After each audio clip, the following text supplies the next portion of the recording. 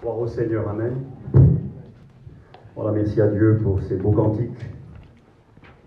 Chanter à la gloire du Seigneur. Vous savez quoi? Je suis content d'être un chrétien. Sincèrement. Cette présence de Dieu, l'action de l'Esprit dans nos cœurs, ça vaut cher. On a essayé bien des choses. On a expérimenté plein de choses ici-bas sur cette terre, dans ce monde également.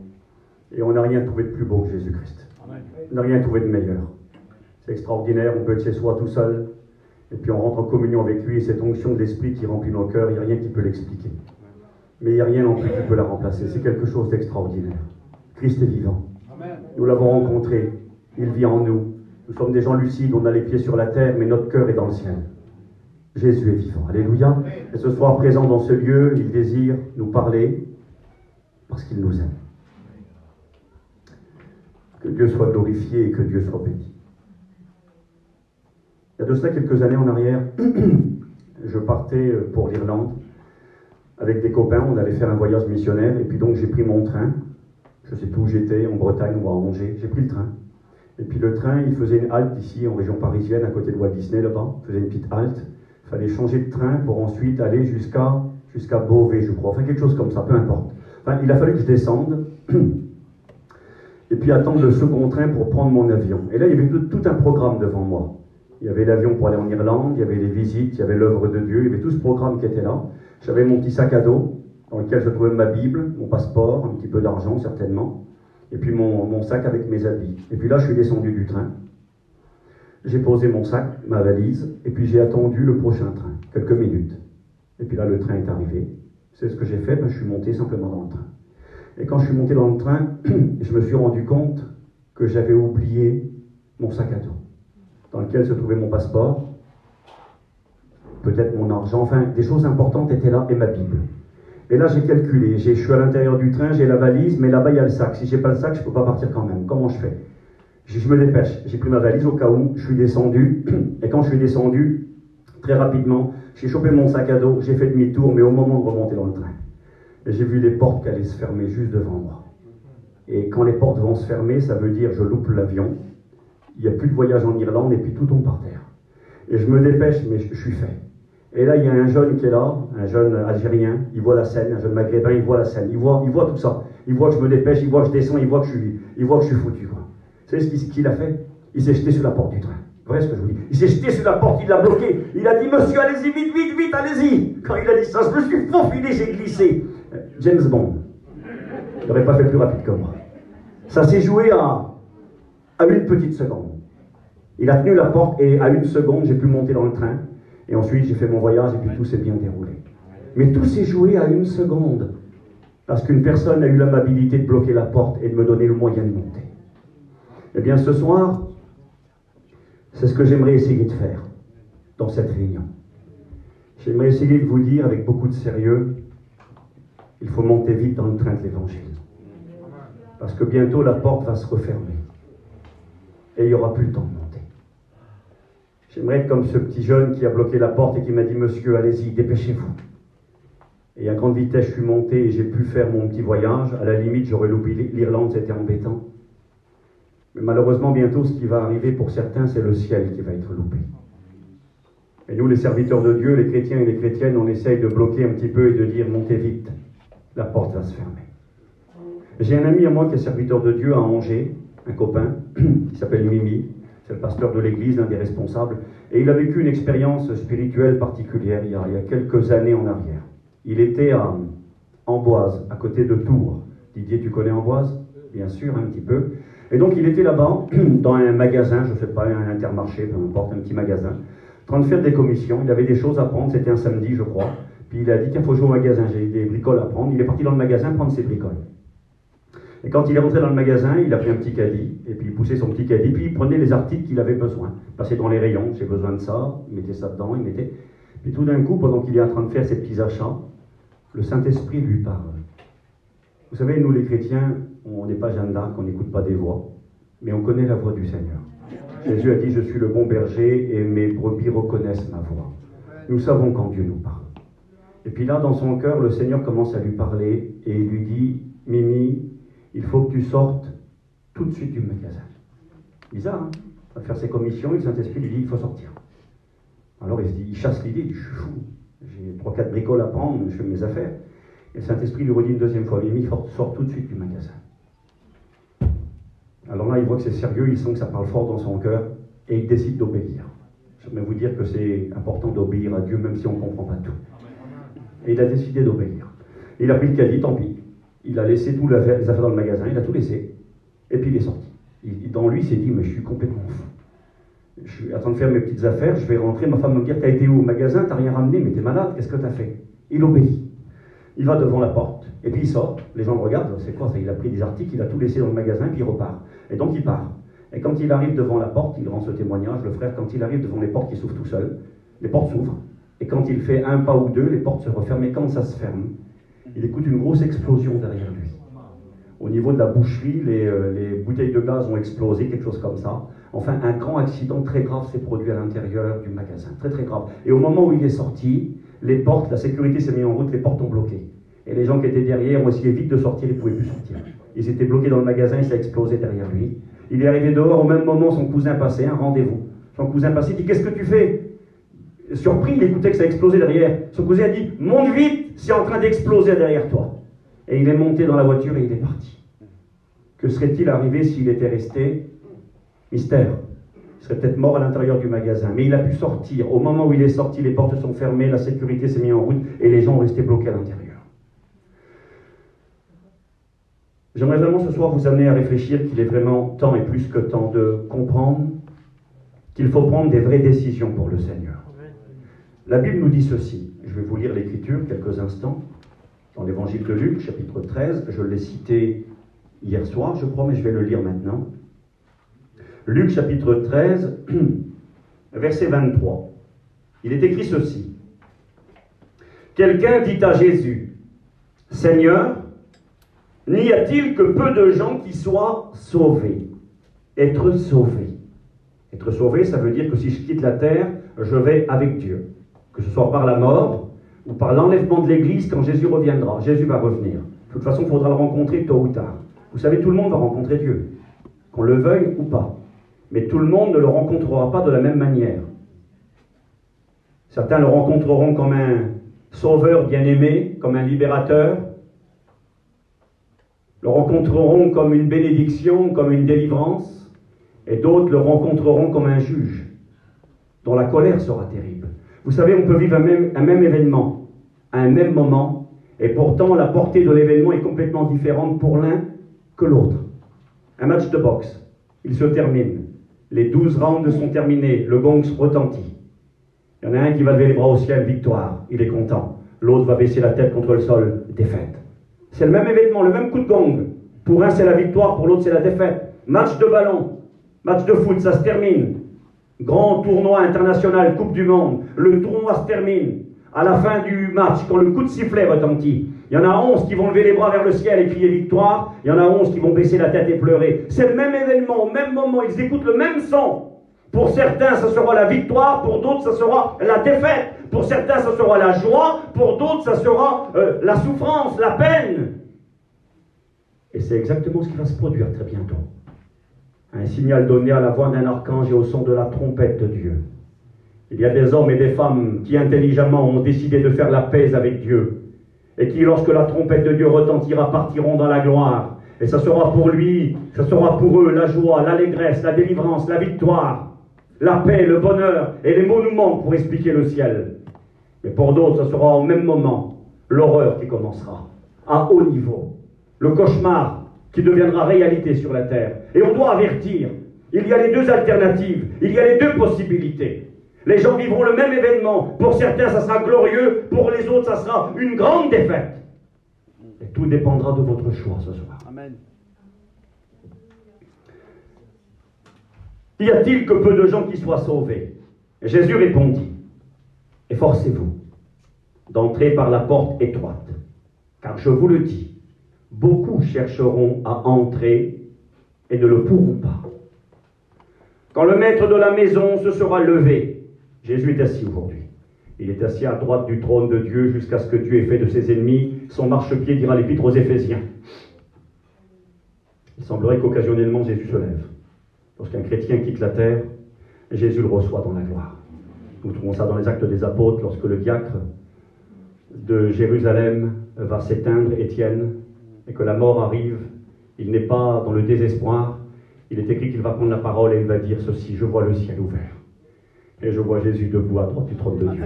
C'est bizarre parce qu'il est écrit dans les Éphésiens qu'il est assis. Il est assis ou debout? Je crois qu'il est assis. Mais je crois que quand un chrétien vient, Jésus se lève pour venir le chercher. Il vient. On ne part pas dans le néant quand on quitte la terre. Paul va dire, pour moi, c'est un gain la mort, c'est préférable. Parce que pour moi, quitter la terre, c'est partir auprès du Seigneur. Mais bientôt, Jésus va se lever.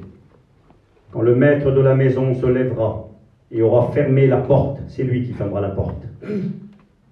Et que vous, j'espère que personne ne mettra son nom ce soir, mais il parle à ceux et celles qui, en connaissance de cause, ayant méprisé l'amour de Dieu, n'ayant pas fait les bons choix, vont se retrouver dans une situation terrible. Et que vous, étant dehors, vous commencerez à frapper à la porte en disant: Seigneur, Seigneur, ouvre-nous. Des gens au courant de ce qui s'est produit. Alors il vous répondra: moi je ne sais pas d'où vous êtes. Alors vous vous mettrez à dire: mais nous avons mangé et bu devant toi. Et tu as enseigné dans nos rues. On a été au bénéfice de ta parole. Jésus répondra: je vous le dis, je ne sais d'où vous êtes. Retirez-vous de moi, vous tous, ouvriers d'iniquité. C'est là qu'il y aura des pleurs et des grincements de dents. Quand vous verrez Abraham, Isaac et Jacob et tous les prophètes dans le royaume de Dieu, et que vous serez jetés dehors. Quelle lecture importante. Une lecture qui invite à réfléchir ceux et celles qui connaissent la parole de Dieu. Vous savez, il y a des gens qui ne connaissent pas ce que vous connaissez, qui ne savent pas ce que vous savez. Il est question ici d'hommes et de femmes qui vont éprouver, il est écrit, des grincements de dents. Cette expression grincement de dents fait allusion à des hommes et des femmes qui éprouvent un grand remords, des grands regrets. C'est ça, les grincements de dents, c'est quand tu regrettes et que tu dis: c'est pas possible que je suis passé à côté. Quelqu'un qui ne sait pas n'a pas de remords. Quelqu'un qui n'est pas informé, et Jésus revient ce soir, l'Église part dans la gloire, commence le cauchemar de l'humanité à laquelle j'ai fait allusion hier soir pour ceux qui étaient présents. Ce cauchemar que présentent les prophètes de la Bible, que présente Jésus, que présente le livre de l'Apocalypse, eh bien, nous réalisons aujourd'hui que le scénario présenté par Jésus, les apôtres, les prophètes et le livre de l'Apocalypse est possible pour aujourd'hui. Nous réalisons que demain, le monde peut basculer. Il n'est déjà pas terrible aujourd'hui, mais il peut basculer dans un chaos comme jamais vu sur l'histoire de l'humanité. Jésus a résumé cette époque. Il a dit ceci: la détresse en ces jours-là sera telle que le monde ne l'a jamais connue et qu'il ne le connaîtra plus jamais. Un événement inédit. Il y a eu des événements terribles dans l'histoire de l'humanité. Il y a eu des grandes guerres, il y a eu des grandes épidémies de peste, de choléra, il y a eu des atrocités, il y a eu des tsunamis, il y a eu des tremblements de terre. Les gens sont morts par milliers, par millions. Jésus dit que ce qui vient devant nous à la fin des temps, après que l'Église aura été placée en sécurité dans la gloire, sera une époque comme le monde n'en a jamais connue et qu'on ne peut même pas s'imaginer.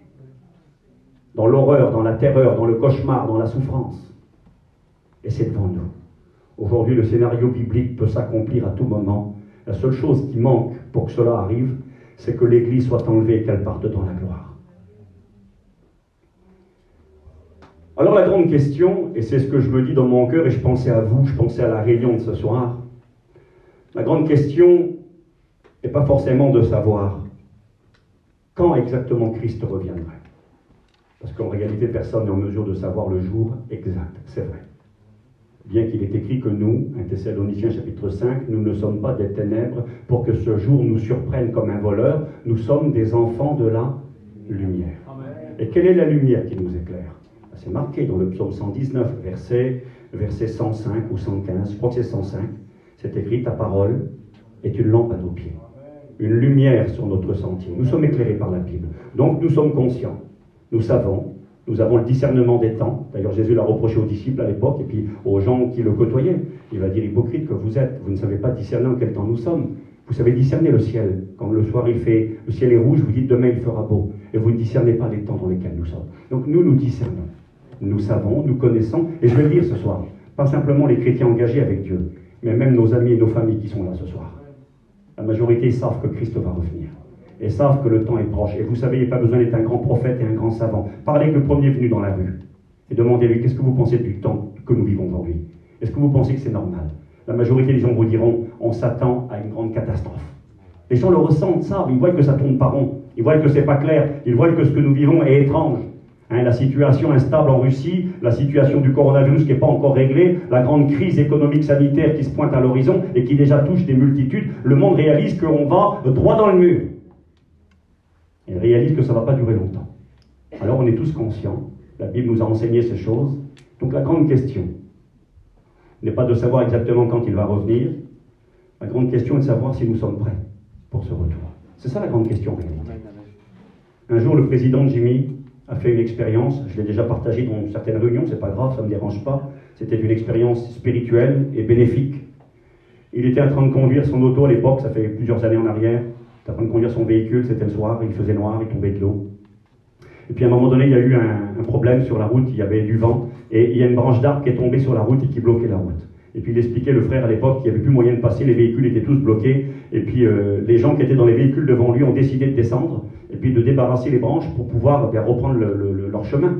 Puis Jimmy, qui était plus jeune à l'époque, est descendu aussi de son véhicule, et puis il a donné un petit coup de main. Il a donné un petit coup de main, à défaire un petit peu les branches, et puis à pousser pour pouvoir passer, la route était bloquée. Et puis là, donc il faisait noir, il y avait de l'eau, il y avait de la boue, et puis quand il a poussé les branchages, il ne s'est pas rendu compte. Il a perdu deux choses. Il est remonté dans son véhicule, il a allumé l'auto, puis il a regardé sa main. Et quand il a regardé sa main, il s'est rendu compte qu'il avait perdu sa montre. Il avait une montre, je ne sais pas quelle valeur elle avait, valeur financière ou peut-être sentimentale, mais ça l'embêtait quand même, il avait perdu sa montre. Il dit, ah, c'est pas possible, j'ai perdu ma montre. Peut-être accroché dans une branche, la montre a cassé, il a perdu sa montre, c'est embêtant. Et puis il regarde sa main gauche, oh là là, mon alliance. Son alliance avait glissé de son doigt. Il a perdu son alliance et sa montre. Il était vraiment ennuyé. Et puis là, le Saint-Esprit lui a parlé. Et vous savez ce que lui a dit le Saint-Esprit?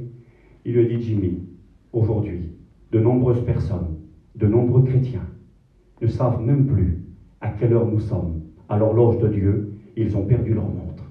Et nous essayons dans nos réunions de vous prévenir, de vous avertir, de vous ouvrir les yeux, de vous dire, regardez l'heure, le train va bientôt partir, restez à côté, il ne faut pas vous éloigner, il va arriver, les portes s'ouvrent, vous avez 2 minutes pour monter, restez là, il arrive, on est là pour vous rappeler l'heure. Et puis le Seigneur disait au président à l'époque, il disait, plus grave que ça. Ah bon? Saint-Esprit lui parlait. Il disait, de nombreux chrétiens ont perdu leur montre, ils ne savent plus à quelle heure nous sommes, ils ne réalisent pas que mon retour est imminent. Imaginez, ça fait quelques années en arrière, alors je ne vous raconte pas aujourd'hui. Le Seigneur disait à l'époque à notre frère, pire que cela, de nombreuses personnes ont perdu leur alliance. L'alliance, c'est l'engagement que l'on prend à l'égard d'une personne que l'on aime. On s'engage à lui être fidèle, à vivre pour elle et elle pour nous. Ce soir, je ne voulais pas initialement vous partager ce que je vais faire maintenant. Je voulais vous prêcher sur le Cantique des Cantiques, sur la Sulamite, la fiancée et son fiancé. Et quand elle parle de son fiancé, elle utilise cette expression dans le Cantique des Cantiques au chapitre 2. Elle dira, mon bien-aimé est à moi, et moi je suis à lui. Et puis ce verset de la Bible est souvent retranscrit sur les bijoux de mariage en Israël, sur les bijoux de fiançailles, sur les alliances. Moi j'ai une alliance en or, et puis dessus, bien, c'est marqué en hébreu, Ani ledodi vedodili. Ça veut dire je suis à mon bien-aimé et mon bien-aimé est à moi. Parce que, à travers cette alliance, je m'engage à l'égard de mon épouse, et je l'ai fait pour 2 portées. Je l'ai fait parce que je m'engage à son égard, et je l'ai fait parce que je m'engage à l'égard du Seigneur. Il est mon bien-aimé, et moi je suis à lui. Vous comprenez cela? Il y a un engagement. Et là, il avait perdu son alliance. Et le Seigneur lui a dit, beaucoup de personnes ont perdu cet engagement. Combien que c'est important. Et donc ce soir, eh bien, de savoir à quelle heure qu'on est, c'est très important. Les gens sont généralement assez friands. Lorsque dans une réunion, on parle des événements, des temps de la fin, des signes qui se produisent aujourd'hui dans de multiples domaines. Je pourrais ce soir, sans prétention, à travers l'étude de l'Écriture, vous parler des signes prophétiques annonciateurs de l'enlèvement de l'Église. La Bible nous en mentionne. Et je vous ai dit hier, ce qui est terrible, c'est qu'ils sont tous accomplis. Et aujourd'hui viennent devant nous la préparation du monde d'après l'enlèvement. Et plus on approche de ces échéances-là, plus on approche du départ, c'est une certitude. Jésus a dit, quand vous verrez le figuier fleurir, vous savez que l'été est proche. De même, quand vous verrez ces choses s'accomplir, sachez que mon avènement est imminent. Donc nous savons qu'il vient. Nous savons à quelle heure, quelque part, on essaie de remettre la pendule à l'heure et de remettre la pendule, la montre à notre bras.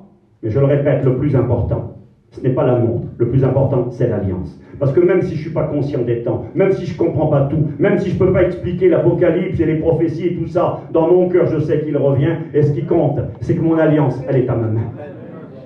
Et ce soir, j'aimerais vous poser la question, qu'en est-il de ta vie?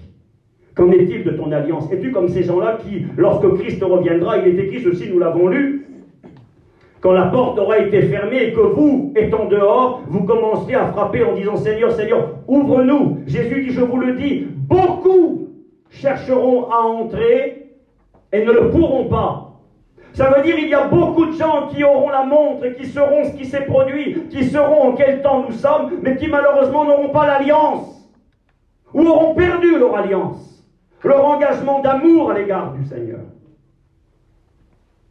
Ils resteront sur le carreau. Vous avez déjà vu des gens rester, vous, dans certaines situations? Moi, j'en ai vu. Lorsque je vais en Israël, j'y suis allé plusieurs fois, ça m'est arrivé 2 ou 3 fois de voir des personnes à l'aéroport devoir repartir. C'est dur, hein? C'est triste. T'es avec les copains, tout le monde est ensemble, tu rigoles, t'es content, hein? Le rêve va devenir réalité. Israël, c'est un rêve. Aller dans les endroits où Jésus est allé, on en a parlé tout à l'heure, marcher sur les pas du Seigneur, visiter des choses dont on écoute parler depuis des années. Certains, pour aller en Israël, font des crédits. D'autres sont aidés de leur famille. Ça coûte cher un voyage. Ça vaut 1500, 1600, presque 2000 euros aujourd'hui. Ça vaut très cher. Donc on économise. Pour certains, c'est le voyage d'une vie. Puis on donne tout ce qu'on a et ce qu'on n'a pas. On est content, on rêve. Puis on est avec tous les copains à l'aéroport, là. Puis le moment du départ approche, hein, ça commence à palpiter, on a mal dormi dans la nuit, on arrive à l'aéroport, la grosse valise est là, on ne sait pas trop comment s'y prendre, et puis on donne notre petit passeport, ça va être les premiers contrôles, et puis là on vous pose des questions. Bonjour, donnez-moi votre passeport, la dame regarde votre visage, c'est bien vous, oui c'est bien lui, le nom correspond, le billet est là, elle vous pose des questions, et puis c'est extraordinaire ces moments-là. Et moi je me souviens, un jour j'étais à l'aéroport ici à Paris, et puis au moment de partir, il y avait un autre garçon dans un groupe qui était avec nous, Zinda, il était content, un garçon de la région de Nantes là-bas. Puis à mon souvenir, c'était pas un garçon très fortuné. Certainement que la famille avait cotisé pour payer son petit voyage. Et puis il est là-bas à l'aéroport, il vient de la Bretagne, il est content, il va partir avec ses petits copains et puis les copines qui sont là. Et au moment de passer, la dame le regarde. Elle lui dit, monsieur, il y a un petit souci. Comment ça? Il y a des petits soucis des fois, puis il y a des gros soucis. C'est quoi le petit souci? Ben, monsieur, le petit souci, c'est que votre passeport n'est pas valable. Comment ça, madame, il n'est pas valable? Mais si, madame, mon passeport, il est valable, regardez. Non, monsieur, il n'est pas valable. Parce que quand vous allez en Israël, il faut que le passeport soit valable pendant, je crois, 6 mois quand vous revenez après. Et lui, il pensait que c'était OK, mais c'était pas OK du tout. La dame a dit, je suis désolé. Bon, ben, on fait comment? Il croyait qu'on allait régler ça en 2 minutes. Ben, comment on fait? Ben, c'est très simple, monsieur. Ben, vous prenez votre valise et vous rentrez chez vous. Comment ça, je rentre chez moi? Oui, vous rentrez chez vous. Et puis, tout le monde est là, il ne sait plus, il fait le dur devant tout le monde, il fait le costaud, mais je suis sûr, quand tout le monde est parti, il a fondu en larmes dans l'aéroport, et puis il a fallu qu'il rentre chez lui. Et pire, je connais une femme, c'était une Espagnole, la sœur. Elle a pris l'avion, elle est montée dans l'avion, elle, encore mieux. Elle est arrivée en Israël, là-bas. Vous savez, vous étiez là, non, hein? Elle est arrivée en Israël, elle a atterri, et au moment du contrôle, parce qu'il y a un deuxième contrôle là-bas, au moment du deuxième contrôle, elle a donné le passeport en Israël, ils ont regardé, il y avait un problème sur l'orthographe de son prénom, je crois. Madame, ça ne correspond pas. Mais ils m'ont laissé passer là-bas. Ben, là-bas, ils vous ont laissé passer, mais ici, vous ne rentrez pas. Qu'est-ce que je fais? Qu'est-ce que vous faites? Vous remontez dans l'avion et retour en France. Quelle déception. Les 2000 euros ont volé. Le rêve, eh bien, il n'y a plus de rêve. Et puis, combien de tristesse. Ben, je suis en train de vous parler de quelque chose d'autre ce soir. Je ne suis pas en train de vous parler d'un voyage en Israël. Je ne suis pas en train de vous parler qu'on va perdre 2000 euros et puis qu'on va être déçu parce qu'on n'a pas été avec les copains et les copines sur les pas du Seigneur. Je suis en train de vous dire qu'il y en a qui vont rester sur la terre et dire le pire cauchemar que l'humanité n'a jamais vécu parce que malheureusement, ils n'auront pas fait le nécessaire pour être prêts. Il y a des conditions à remplir. N'entre pas au ciel qui veut. Nous l'avons lu, hein. Efforcez-vous d'entrer par la porte étroite. Le mot efforcez-vous. Faire des efforts. Le mot qui est utilisé, qui est traduit par efforcez-vous, c'est un mot grec, c'est le mot agonizomaï. Je ne parle pas grec, je vous rassure, c'est vrai en plus. J'ai appris quelques mots en étudiant l'écriture, mais ça m'a interpellé le mot là. Efforcez-vous, agonie. Agonizomaï.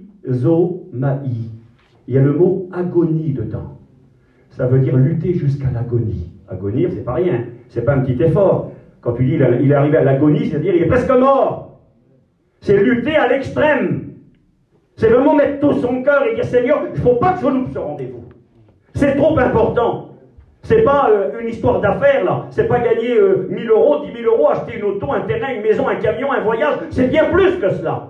Il s'agit du ciel. Et on ne doit pas passer à côté. Nous connaissons ces versets où Jésus dit l'un sera pris, l'autre sera laissé. 2 dans un lit. L'un sera pris, l'autre sera laissé. Ça veut dire que moi je ne peux pas répondre pour ma femme. Et elle ne peut pas répondre pour moi. C'est le foyer ça. 2 dans un champ, c'est les copains qui vont travailler le matin. Ils font leur petit boulot. On pourrait dire aujourd'hui, nous deux sur un marché, ou ce que vous voulez, moi. Hein, deux sur un toit, deux sur une maison en train de travailler, deux en train de faire leurs petites affaires, deux copains. Puis il est écrit, l'un sera pris, l'autre sera laissé. Je ne peux pas répondre pour mes copains. Je ne peux pas répondre pour ma femme. Puis c'est marqué comme ça. Deux femmes qui sont à la meule. C'était le matin de bonne heure, c'était les petites femmes qui se levaient puis qui allaient faire leurs petites affaires. Elles allaient là-bas à la meule du village et puis elles allaient écraser le blé pour faire leur pain, s'occuper de leurs petites tâches domestiques, de leur petit foyer, de leur petite famille, des petites mamans, des mères de famille. Ben, il y a des petites mamans, des petites mères de famille qui ne font pas les 400 coups, qui malheureusement resteront sur la terre quand Jésus reviendra. Parce que certains s'imaginent que pour aller au ciel ou pour rester sur la terre quand Christ reviendra, il faut s'appeler Jacques Messrine. Eh bien, c'est pas comme ça que ça marche. On peut être le plus gentil ou la plus gentille. J'aime bien la parabole des invités. Il est écrit que le maître de la maison a organisé un grand repas, il a invité plein de gens, il a dit aux serviteurs, allez, invitez les bons et les méchants. Les bons et les méchants sont invités. Les méchants ont besoin de Dieu. Les gens qui sont dans le péché, dans les choses qui sont mal, qui sont abominables, qui sont graves, ont besoin, et Jésus les aime, et il veut sauver tous les hommes. Les pires, les plus vils, les plus bas tombés. Le sang de Jésus purifie de tout péché. Et qui que tu sois, quoi que tu fais, aussi lourd soit ton passé, eh bien ton avenir peut être glorieux parce que Christ peut te faire tout recommencer à zéro. Mais aussi gentil sois-tu. Vous savez que parfois il est plus dur de se convertir pour un gentil qu'un méchant. Parce que parfois le gentil a le sentiment qu'il n'a pas besoin de Dieu. Combien de fois on a écouté, bon ben si vous allez au ciel, moi aussi j'irai au ciel. Moi je fais rien de mal. Je bois pas, je fume pas, je sais pas, je suis pas méchant, je suis pas un voleur, je suis pas un menteur, je fais d'histoire à personne. Eh bien tu peux être le plus gentil de la terre. La Bible déclare que le meilleur des hommes et des femmes. Le meilleur, alors je vous dis pas le pire. Je sais pas s'il y a le meilleur des hommes ici sur la terre ou le meilleur des femmes. Mais moi je suis pas le meilleur toujours. Le meilleur, son cœur, c'est un puissant d'épine. Pas terrible. Il n'y a pas un juste, pas même un seul. Tous sont pervertis, tous sont corrompus. Personne ne peut hériter le ciel. Donc il faut à un moment donné réaliser, Seigneur, moi je ne peux pas aller au ciel. Je ne suis pas digne du ciel. Qu'est-ce qu'il faut que je fasse? Quelles sont les conditions? Et j'aimerais vous parler assez rapidement d'un homme dans l'Écriture qui, lui, a rempli les conditions pour le ciel. Il fait partie de ces deux hommes dans l'Ancien Testament qui ont connu, c'est la Bible qui l'enseigne et nous y croyons, qui ont connu un enlèvement dans le ciel sans connaître la mort. Le premier homme qui a connu un enlèvement dans le ciel sans connaître la mort, le livre de la Genèse nous le présente, ainsi que le livre de l'Épître aux Hébreux, chapitre 11, il s'appelait Enoch. Enoch est un être humain qui a vécu sur la terre, quelque temps après Adam et Ève, et juste avant le déluge. Et cet homme qui était un homme de Dieu, il était prophète de l'Éternel. Cet homme, son nom Enoch, signifie celui qui est instruit, celui qui est initié. Initié, c'est plus qu'être instruit. Initié, c'est être informé de choses que les autres ne savent pas, de choses plus ou moins mystérieuses. Et vous savez, l'enlèvement de l'Église, c'est un mystère. Paul va dire, je vous révèle un mystère. C'était un mystère, cet enseignement-là. Qu'un jour, des millions d'hommes et de femmes disparaîtraient de la terre parce que Jésus reviendrait et les prendrait avec lui pour les amener dans le ciel. C'était un mystère, une révélation. Et puis Enoch va avoir des révélations. Il est instruit, il est initié, mais son nom signifie trois choses. Instruit, initié et consacré. Notre instruction, les révélations que Dieu nous a faites par sa parole, elles sont inutiles si elles ne nous amènent pas à une consécration, si elles ne nous amènent pas à des décisions. Il y a des gens qui ont compris, qui savent, qui connaissent les versets. Ils pourraient vous parler de Dieu pendant des heures, mais en réalité, ça ne les amène à rien dans leur vie. Aucun engagement, aucune décision, aucun renoncement, aucune consécration. Enoch était instruit, il était initié, il était surtout consacré. Et parce qu'il était consacré, la Bible déclare, Enoch marcha avec Dieu et il ne fut plus parce que Dieu le prit. Car avant son enlèvement, il avait reçu le témoignage qu'il était agréable à Dieu. Un homme agréable à Dieu. Et j'aurais pu vous parler d'Enoch et méditer, ça aurait été très intéressant. Mais j'aimerais m'arrêter un petit peu sur le deuxième personnage. Le deuxième, il s'appelle Élie. Élie était également un serviteur de Dieu, un prophète de l'Éternel, qui a vécu dans des temps très difficiles. Il a vécu dans une époque où on méprisait Dieu, dans une époque d'apostasie, ou dans une époque où on rejetait les choses de Dieu, une époque où Israël était enfoncé dans l'idolâtrie, dans les ténèbres. Et puis j'aime bien la première fois que Élie est mentionné dans 1 Roi au chapitre 17, les premières paroles qu'on écoute qui sortent de sa bouche sont ces paroles-là. Il va venir devant le roi Akab et il va dire « L'Éternel est vivant ». Ça paraît inutile ça. Ben, quand les gens disent que Dieu est mort et que Dieu n'existe pas, c'est une parole révolutionnaire. À l'époque, là, on mettait en cause l'existence même de Dieu. On se prosternait devant des idoles, devant des statues. On avait abandonné l'Éternel. On vivait dans l'immoralité, dans la souillure. Et Élie, l'homme de Dieu, arrive et il va dire, l'Éternel est vivant. Il ne tombera plus de pluie si ce n'est à ma parole. Et puis la pluie va se fermer. La Bible déclare pendant 3 ans et demi, il n'y eut plus d'eau qui tomba sur la terre. Et puis enfin bref, et Élie arrive dans ce temps difficile. Dans un temps où on haït la parole de Dieu, dans un temps de persécution, où on tue les hommes et les femmes qui croient en Dieu. D'ailleurs, il le dira à un moment donné, Élie, il croit qu'il est tout seul. Il dira à Dieu, il va dire, moi seul, je suis resté. Ils sont tous morts. Tous mes copains, tous mes frères, mes sœurs, ils ont été tués. Des multitudes avaient été mises à mort à cause de leur foi. Puis Dieu va dire, non, Élie, tu te trompes, tu n'es pas seul. Il y en a encore 7000 qui n'ont pas fléchi les genoux devant Baal. Un temps difficile.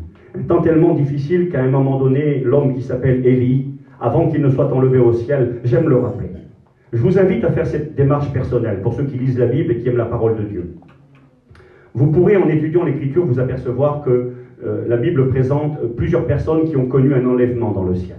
2 dans l'Ancien Testament au minimum, Élie et Enoch. Je dis au minimum parce que on peut penser que certains autres ont peut-être vécu de telles expériences, mais ce n'est pas écrit noir sur blanc, donc on ne veut pas aller plus loin que la Bible. Dans le Nouveau Testament, c'est écrit. Jésus est mort, il est ressuscité et il est monté au ciel. C'est marqué qu'il fut enlevé devant le Dieu des... Il a été enlevé. Jésus a été enlevé au ciel. L'apôtre Paul a connu un enlèvement dans le ciel. Vous lirez chez vous dans 2 Corinthiens chapitre 12. Paul dira, je connais un homme il y a 14 ans de cela. Est-ce que c'est dans son corps ou hors de son corps? Je ne sais pas. Mais je sais que cet homme a été enlevé. Le même mot qu'enlèvement d'église, harpazo, arraché d'un danger imminent, a été enlevé et qu'il est allé dans le paradis, dans le 3e ciel. Il a connu un enlèvement. Cet homme a connu, donc c'est intéressant. Et puis, vous regarderez également dans le livre de l'Apocalypse, au chapitre 11 et au chapitre 12, il y a aussi encore l'enlèvement de personnages qu'on appelle les 2 témoins. Apocalypse 12, l'enlèvement d'un enfant, on l'appelle l'enfant mâle. Et quand vous regardez ces différents enlèvements que présente l'Écriture, l'apôtre Jean également, Apocalypse chapitre 4, il entend une voix dans le ciel et puis une voix qui lui dit, une porte ouverte et une voix qui lui dit, monte ici. Et Jean, il va dans le ciel. Et quand il arrive dans le ciel là-haut, il va voir le Seigneur sur son trône, il va voir la gloire de Dieu, il va voir les anges qui proclament la sainteté et la gloire de l'Éternel. Enfin, une expérience extraordinaire. Eh bien, vous ferez les lectures et vous allez réaliser qu'à chaque fois que quelqu'un a connu un enlèvement dans le ciel, à chaque fois ça s'est fait dans des temps de persécution. À chaque fois ça s'est fait dans des temps difficiles, dans des temps d'oppression, dans des temps où il fallait être fort dans le Seigneur. Vous savez, ceux qui vont partir au ciel bientôt, ce seront des hommes et des femmes que Dieu aura rendus capables. Mais il faut vraiment être déterminé. Ce n'est pas, excusez-moi, pour les rigolos, pour les légers, pour ceux qui ne veulent pas payer le prix. Ça coûte un prix pour aller au ciel. Bien sûr, Jésus a payé le prix suprême. Il a donné sa vie. Et c'est par son sang précieux qu'il nous a rachetés de notre vaine manière de vivre. Et c'est parce qu'il est mort à la croix que nous pourrons vivre éternellement avec Dieu dans le ciel. Mais néanmoins, pour être un chrétien, nous devons produire des efforts. Nous devons prendre des engagements sérieux avec Dieu. Et tous ces hommes et ces femmes, le Seigneur Jésus a tellement été persécuté qu'on l'a livré à la mort avant qu'il soit enlevé au ciel. Lorsque Jean va être ravi dans le ciel et avoir la vision de la gloire céleste, c'est au moment où il est en captivité sur l'île de Patmos et qu'il a part aux tribulations, aux persécutions. Lorsque l'apôtre Paul va citer son enlèvement dans la gloire, de Corinthiens 12, vous lirez juste avant de Corinthiens 11, il énumère toutes les souffrances qu'il a à subir et à endurer pour le royaume de Dieu. Et on se rend compte qu'à chaque fois que des personnes connaissent un enlèvement, c'est tout le temps dans des temps de persécution, des temps difficiles. Les temps que nous vivons aujourd'hui, je le sais, ne sont pas faciles pour personne. Mais nous n'avons pas le choix. Et par la force que Dieu va nous communiquer, il va être pour nous possible d'être prêts et de partir quand la trompette retentira. Élie a connu une époque difficile. Une époque où le combat était tellement important que l'homme de Dieu, Élie, a demandé la mort à Dieu. C'est pas rien de demander la mort à Dieu. Quand tu demandes la mort à Dieu, c'est que tu n'en peux plus, c'est que tu n'en veux plus. J'ai écouté quelqu'un récemment qui disait « Élie a demandé la mort à Dieu parce qu'il a eu peur d'une femme. » Quelqu'un m'a dit ça récemment. Il a eu peur de la femme qui était la reine de l'époque, qui s'appelait Jézabel, une femme méchante, une femme qui aimait, une femme démon, disait Tarzan, c'est une femme qui aimait le mal, qui aimait le péché, qui aimait la souillure, la saleté. Et puis quand elle va apprendre que Dieu a répondu à la prière d'Élie, que Dieu a fait tomber le feu du ciel, Élie pensait dans son cœur. Il pensait que Israël, voyant Dieu à l'œuvre, allait se tourner vers Dieu. D'ailleurs, Élie posera la question au peuple. Il leur dira, jusqu'à quand clocherez-vous des deux côtés?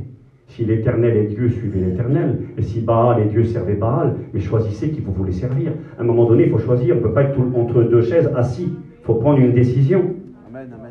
Et puis Élie croyait vraiment que le peuple allait se décider. Et puis le miracle a lieu, Dieu répond par le feu, je ne rentrerai pas dans les explications du miracle. Et puis bien, il est écrit qu'à ce moment-là, la reine Jézabel veut faire mourir Élie. Et donc Élie se sauve, il va dans le désert, il va à Beersheba là-bas. Et quand il arrive là-bas, c'est là-bas qu'il demande la mort à Dieu. Alors écoutez, je vais vous dire quelque chose. Pourquoi est-ce qu'il demande la mort à Dieu alors que la reine voulait le tuer? Il avait qu'à rester à côté de la reine, puis elle l'aurait tué. Ah oui? Si vraiment il voulait mourir, il avait qu'à rester à côté d'elle. Avait-il peur de cette femme? Avait-il peur de mourir? Mais non, il n'avait pas peur de mourir, il voulait mourir. Alors qu'est-ce qui s'est passé? Je crois vraiment qu'Élie n'avait pas peur de cette femme et qu'il n'avait pas peur de mourir non plus. En réalité, quand Élie demande la mort à Dieu, c'est parce qu'il est déçu de l'attitude du peuple. Il n'a pas peur de Jézabel. Mais il croyait dans son cœur que le peuple se serait converti, se serait repenti devant la gloire de Dieu. Et le peuple, malgré tout, n'a pas changé. Le peuple dur est resté dans son état de partage et de tiédeur, et c'est pour ça qu'Élie demande la mort à Dieu. Il n'a pas peur de Jézabel, il n'a pas peur de la mort, il veut mourir. Il est tellement déçu, il est tellement affligé devant la dureté des cœurs qu'il demande à Dieu la mort. Et le Seigneur va refuser. J'ai découvert en étudiant l'Écriture que plusieurs hommes de Dieu ont demandé la mort à Dieu. Le grand Moïse a demandé la mort à Dieu, parce qu'il n'arrivait plus à gérer le peuple, le combat était trop dur et le poids était trop lourd à porter. Job, dans ses grandes épreuves, a demandé la mort à Dieu. Et nous avons plusieurs hommes dans l'Écriture. Jérémie a demandé la mort à Dieu. Job a dit que ne suis-je mort dans le sein de ma mère. Mais vous savez ce que j'ai compris et vu dans l'Écriture? C'est que tous les grands hommes de Dieu qui ont été tristes à en mourir, tous ces grands hommes de Dieu, j'ai trouvé une seule femme. C'était Rebecca, la femme d'Isaac. Elle a demandé la mort à Dieu à cause de ses belles-filles, des problèmes de famille. J'ai découvert que tous ces grands hommes de Dieu, il y en a peut-être d'autres, hein, la liste n'est peut-être pas complète. Mais ce que j'ai découvert, c'est que tous ces hommes de Dieu qui avaient face à des combats terribles, qui ne voulaient plus vivre, écoutez-moi bien, aucun d'eux n'a été exaucé. Aucun n'a été exaucé. Aucun n'est mort. Dieu les a bénis, encouragés, fortifiés, et Dieu les a renouvelés. Élie n'est pas mort, il a demandé la mort à Dieu, mais il n'est pas mort, il a été enlevé au ciel vivant. Alors peut-être que des fois le combat est trop dur pour toi ma soeur, trop dur pour toi mon frère, et tu voudrais baisser les bras et dire Seigneur j'en peux plus, je veux plus vivre, je veux plus combattre. Eh bien Dieu te dit le combat n'est pas fini, le chemin est trop long pour toi, alors je vais t'aider à continuer, je vais t'aider à aller de l'avant, et quand je vais revenir tu seras prêt. Vous savez c'est une histoire de cœur l'évangile. Et quand tu aimes Dieu dans ton cœur vraiment, et que tu veux partir avec lui, même si le combat est trop grand pour toi, même si tu n'as pas la force, même si toi tu voudrais baisser les bras et dire Seigneur j'en peux plus, je voudrais mourir, je ne peux plus avancer, bien Dieu te dit tu ne vas pas mourir, je vais t'aider, tu vas continuer, même si ce n'est pas facile, et bientôt je vais venir te prendre et je vais venir te délivrer. Ce Élie qui demande la mort à Dieu ne mourra pas, mais sera enlevé au ciel, mais avant qu'il monte dans le ciel, Dieu va lui demander quelque chose de particulier. Dieu va lui demander d'accomplir un trajet en une seule journée de 75 km. Bon courage. Je ne sais pas si vous seriez prêt à faire 75 km en une journée à pied. C'est ce que lui va faire ce jour-là. Et je crois que quelque part, il y a cette idée que la vie de Dieu, bien sûr, elle est possible par la grâce de Dieu. Elle est possible par la force que Dieu nous communique. Nous ne sommes rien. Et sans lui, on ne peut rien faire. C'est vrai en plus. Mais néanmoins, avec lui, on est capable de faire des exploits. Avec lui, on est capable de faire des choses exceptionnelles qu'on ne se serait jamais imaginé capable de faire. Et puis là, il est écrit ceci.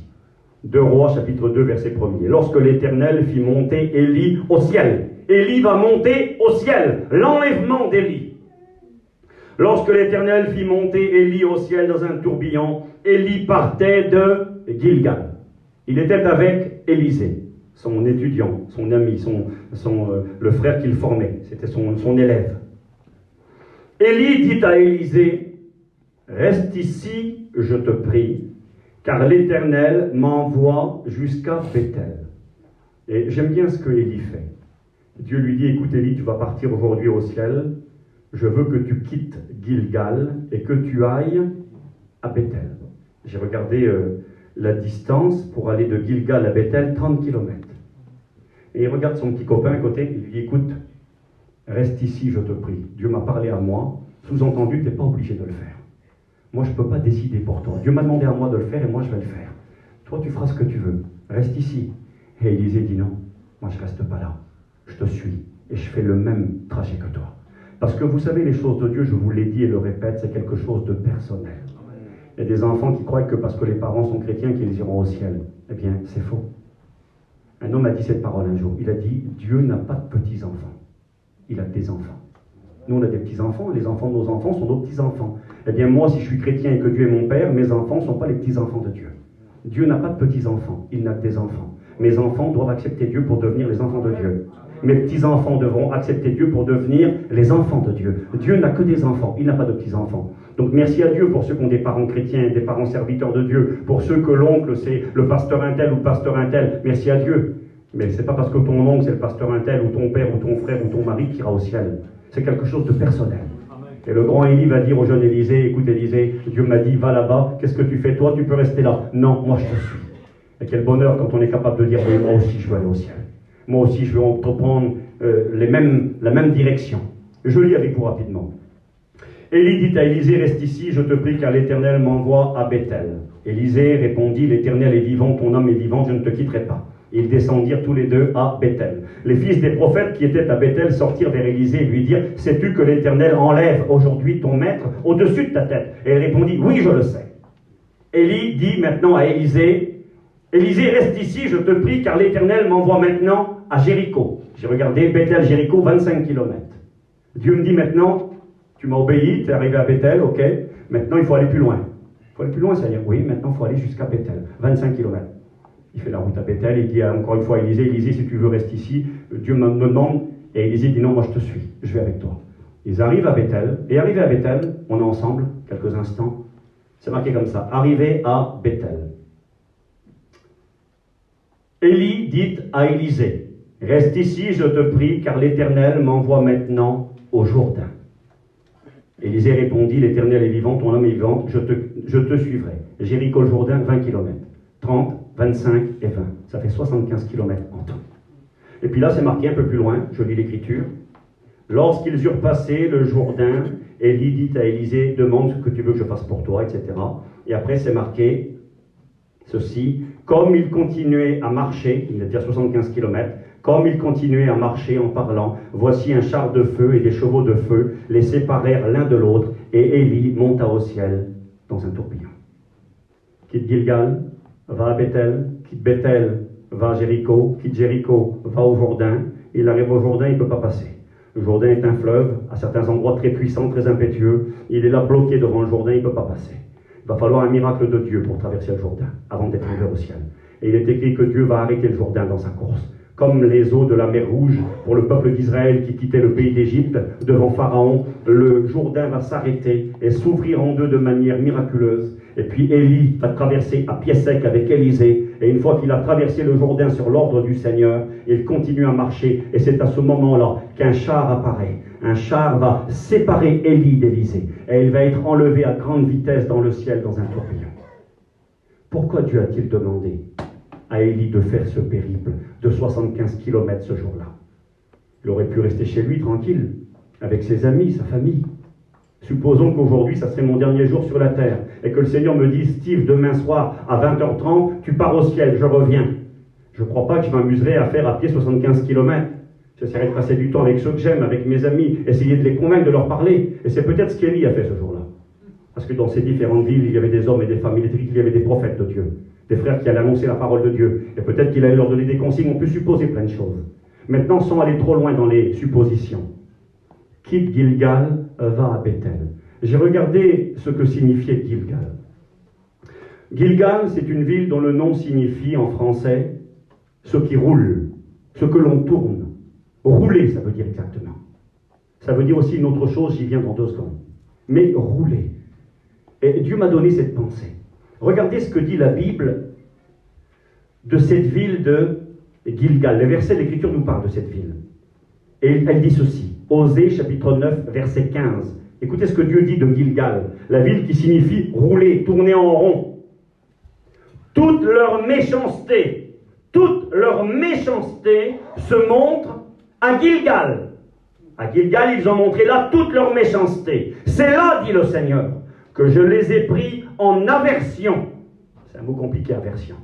Une traduction, elle dit, c'est là que j'ai commencé à les détester, dit le Seigneur. À cause de la malice de leurs œuvres, je ne les aimerai plus, dit l'Éternel. C'est pas rien.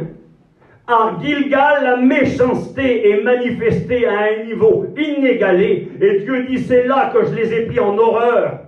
Je ne les aimerai plus, dit le Seigneur. Quelle parole dure sur Gilgal.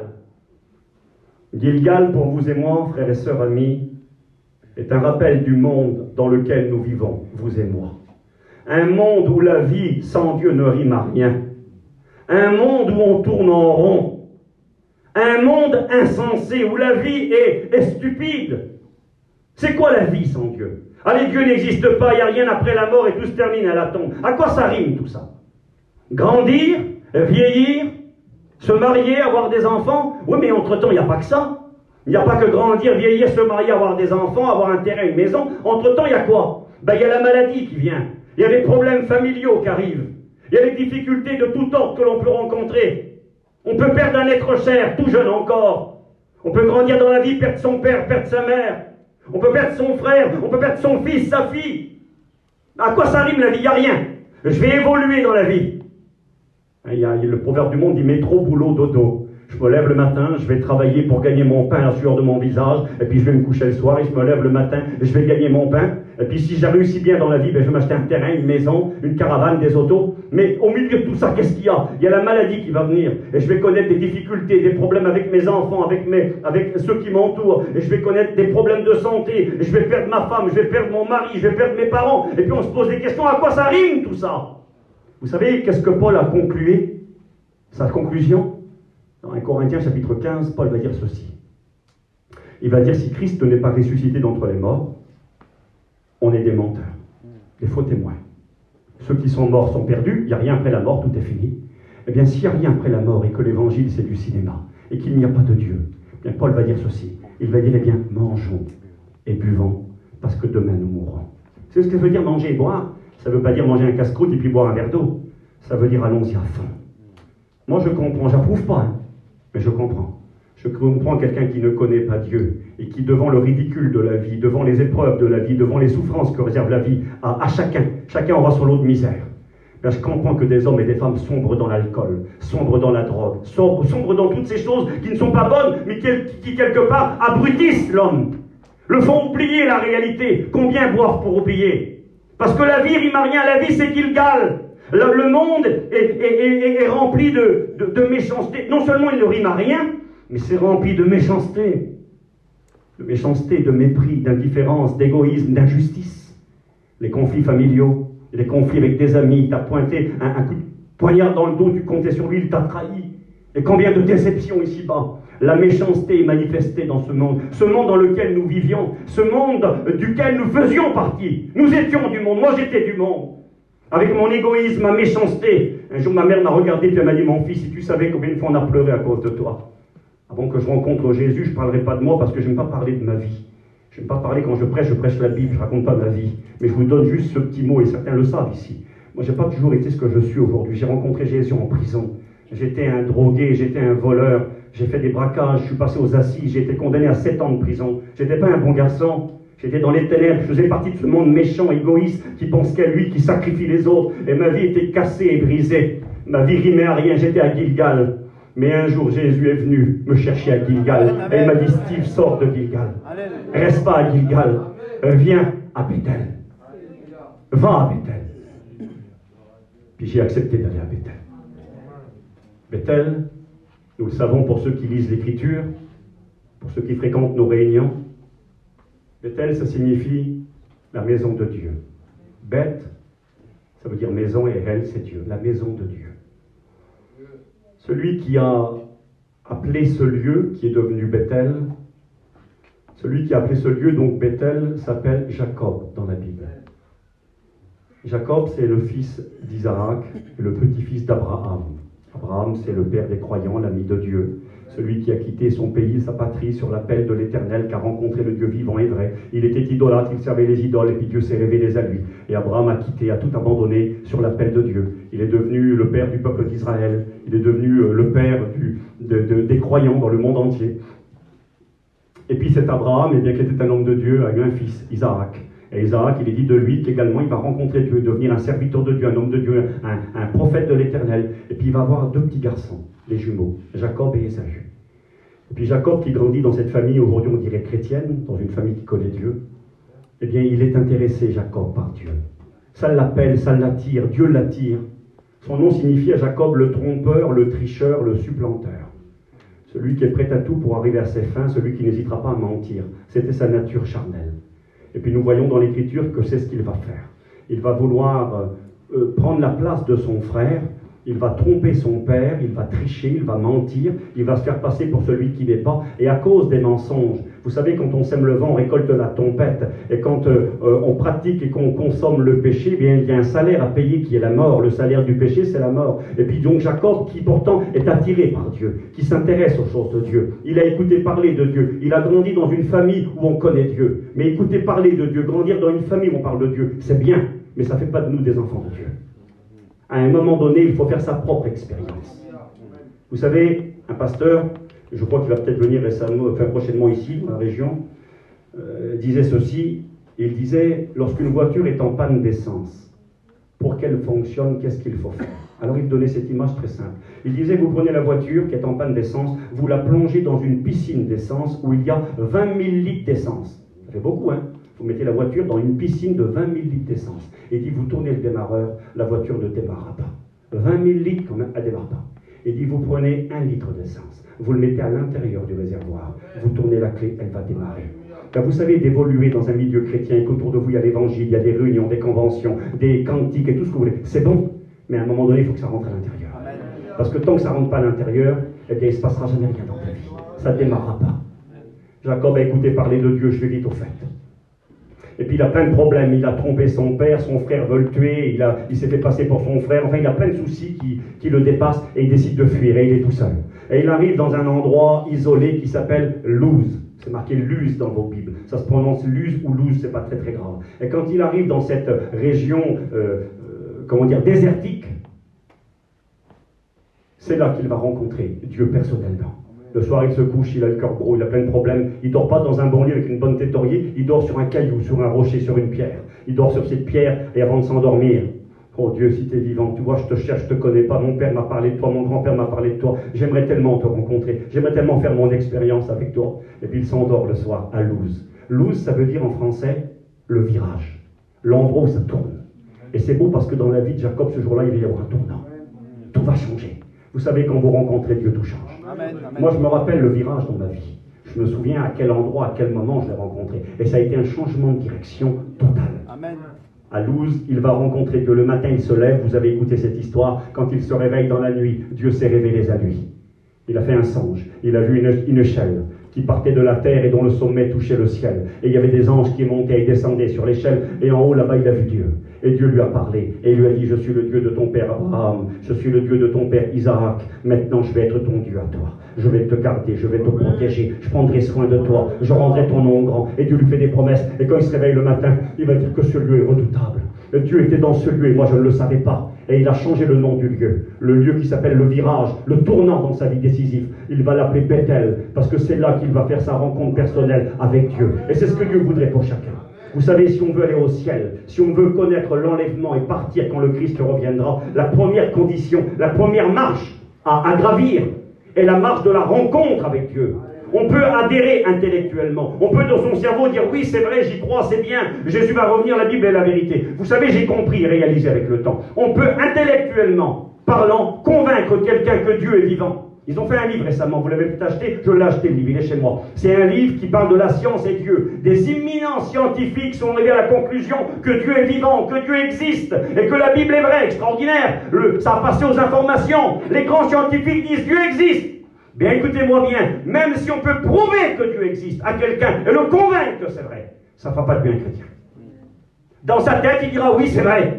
Il y a plein de gens ici, ce soir, dans nos familles, dans les gens que nous connaissons, qui croient en Dieu, qui savent que Dieu est vrai, qu'il est vivant, qui savent que la Bible est la vérité. Et pourtant, ils sont perdus. C'est pourquoi Paul disait cette parole aux Corinthiens quand je suis venu chez vous. Je ne suis pas venu avec les discours persuasifs de la sagesse. Je suis venu avec une démonstration d'esprit de puissance, afin que votre foi ne repose pas sur la sagesse humaine, mais sur la puissance de Dieu. On a besoin d'action de l'esprit. On a besoin de vivre quelque chose avec Dieu. On a besoin que Dieu vienne toucher le cœur et habiter ton cœur. Parce que j'aimerais quand même vous le rappeler. C'est marqué, je crois que c'est 1 Corinthiens 3,16. Il est écrit que ne savez-vous pas que vous êtes le temple de Dieu et que l'esprit de Dieu habite en vous. Un chrétien, c'est Bethel. Moi, je suis Bethel. Oui, je suis la maison de Dieu. Dieu n'habite pas un temple fait de main d'homme. Excusez-moi, le local, il est ce qu'il est ce soir. Mais même si c'était un local en or, hein, même que c'était un bâtiment qui vaudrait 10 millions d'euros, Dieu n'en a rien à faire des bâtiments de la terre, parce que tout passera. Le bâtiment de Dieu, c'est vous et moi, les chrétiens, les chrétiennes. Nous sommes son temple, il habite en nous, et il a fait de nous Bethel. J'étais autrefois à Gilgal, j'étais dans le monde, rempli de méchanceté, perdu. Je tournais en rond, ma vie rimait à rien, mais je suis allé à Bethel. Et à Bethel, eh bien, j'ai rencontré mon Dieu, et je suis devenu Bethel. Et Dieu voudrait que tu deviennes Bethel ce soir. Il voudrait habiter ton cœur. Tout à l'heure, le frère qui a chanté un cantique, il a cité un verset et il a dit Dieu veut te visiter ce soir. Écoutez, je vais vous dire quelque chose. Oui, c'est vrai, en partie. Pourquoi en partie? Dieu veut visiter. Vous vérifierez ce que je dis. Je sais qu'il y a des lecteurs de la Bible ici. Vous vérifierez. À chaque fois que Dieu a visité quelqu'un, ou une personne, ou un peuple, bien c'était des gens qui étaient loin de lui ou qui ne lui appartenaient pas. C'est marqué dans la parole de Dieu que Dieu a visité les païens. Dieu visite quelqu'un, visite son peuple quand il n'est pas là. Est-ce que moi je vais venir vous visiter si j'habite avec vous? Si je suis là sur la place, bien sûr qu'on peut se voir là. Quand tu viens visiter quelqu'un, d'ailleurs on dit des fois une visite de docteur, il passe 2 secondes. On fait une visite quand on n'habite pas là. On vient voir quelqu'un 2 secondes et on repart. Mais Dieu ne veut pas vous visiter. Qu'est-ce que tu racontes, Steve? Non, je ne suis pas contre toi, frère. Au contraire, tu as raison. Écoute pourquoi. Parce que s'il y a des amis parmi nous ce soir qui ne sont pas chrétiens et chrétiennes, vous avez besoin que Dieu vous visite. Vous avez besoin que Dieu vienne faire son œuvre en vous, qu'il vienne vous toucher et puis vous montrer combien il est bon. Mais Dieu ne veut pas vous visiter. Dieu désire habiter chez vous. C'est différent. Visiter, c'est je passe 5 minutes, 1 heure, une journée, mais après je rentre chez moi. Je suis en visite. Mais Dieu ne veut pas vous visiter. Il veut visiter les inconvertis qui ne connaissent pas Dieu encore. Il veut visiter ceux qui sont éloignés de Dieu pour leur rappeler combien qu'il est bon, combien qu'il est lui la réponse à vos problèmes, à vos désirs, à vos aspirations, qu'il est le seul qui peut vous combler de paix, de joie, de bonheur et d'espoir. Il veut vous visiter pour ça. Mais il ne veut pas simplement vous visiter. Rappelez-vous ce que Jésus a dit à Jérusalem, Luc 19. Il est sur le dos de l'anneau puis il pleure. Il va dire Jérusalem, le temps va venir où tes ennemis vont t'environner de tranchées, ils vont te détruire, toi et tes enfants au milieu de toi. Pourquoi? Parce que tu n'as pas connu le temps où tu as été visité. Ils avaient été visités. Oui, Jésus était venu. Il était venu les visiter. Il voulait habiter dans leur cœur. Et ils n'ont pas voulu. Alors il est reparti. Jésus ne veut pas simplement vous visiter. Il veut habiter dans vos cœurs. C'est écrit dans l'Épître aux Éphésiens. Paul va dire que Dieu désire habiter pleinement en nous et au milieu de nous. Faire de nous des Bethel. La petite note que je ne vous ai pas dit, je vous la partage 2 secondes sur Gilgal. Je vous ai dit que ça signifiait 2 choses. Gilgal signifie tourner en rond, rouler, représente le monde où la méchanceté des hommes est manifestée au plus haut niveau, et où Dieu dit « je vous ai pris en aversion ». Mais Gilgal, et ça c'est beau, c'est intéressant. Quand Dieu dit première étape, c'est Gilgal. Représente le monde, ok, mais aussi autre chose. Gilgal, ça vient, et ça a donné le mot Golgoulet. Ça ne veut peut-être pas dire grand-chose, certains peut-être ça va éveiller quelque chose dans leur esprit. Gilgal, c'est la racine du mot Golgoulet. Et Golgoulet, c'est traduit dans nos Bibles par Golgotha. La racine de Gilgal, le mot Gilgal et Golgotha, c'est le même mot. Effectivement, c'est bien à Golgotha que les hommes ont montré toute leur méchanceté. C'est à Golgotha qu'on a vu le mépris, l'injustice, crucifier un innocent. Son juge l'avait déclaré 3 fois innocent, il n'a pas hésité à le crucifier. On l'insulte alors qu'il a été bon avec tout le monde. On partage ses vêtements. On se joue de lui, on le frappe, on lui met une couronne d'épines sur sa tête, on arrache sa barbe. Mais pourquoi tout ça? D'ailleurs, le brigand sur la croix, qui pourtant n'est pas un tendre, hein, il vient d'insulter Jésus aussi. Lui, c'est un méchant et un meurtrier. Et puis il va dire à son copain, au bout d'un moment, il en a marre de tout ça. Il voit toute la scène, il voit le mépris, l'indifférence, l'égoïsme. Toute la méchanceté des hommes est manifestée à la croix. Un homme a dit cela un jour, c'était Mel Gibson, réalisateur de films américains et acteur. Quand il a fait le film La Passion du Christ, on lui a reproché un petit peu ce film. On lui a dit c'est un film antisémite contre Israël. Dans le film, on voit que les Juifs jouent un rôle important dans la mort de Jésus. Ça va inciter à la haine. Et puis on lui a posé la question directement. Monsieur Gibson, selon vous, qui a tué Jésus? C'est les Juifs, c'est les Romains? Et la réponse a étonné le journaliste. Il a répondu, vous me demandez si ce sont les Juifs ou les Romains qui ont tué le Christ? Eh bien, monsieur, nous l'avons tous crucifié. Et d'ailleurs, dans le film, il semblerait que quand on voit la scène où l'acteur qui joue Jésus donne sa main pour être crucifié, puis là on voit la main du soldat romain qui cloue la main du Seigneur dans le film, eh bien Mel Gibson, c'est lui qui a voulu faire la scène. Il a pris sa main à lui, et c'est lui qui dans le film joue le rôle du soldat qui crucifie Jésus. Il a voulu faire ça pour montrer à tous et à toutes qu'il se sentait responsable de la mort du Christ. Nous l'avons tous crucifié.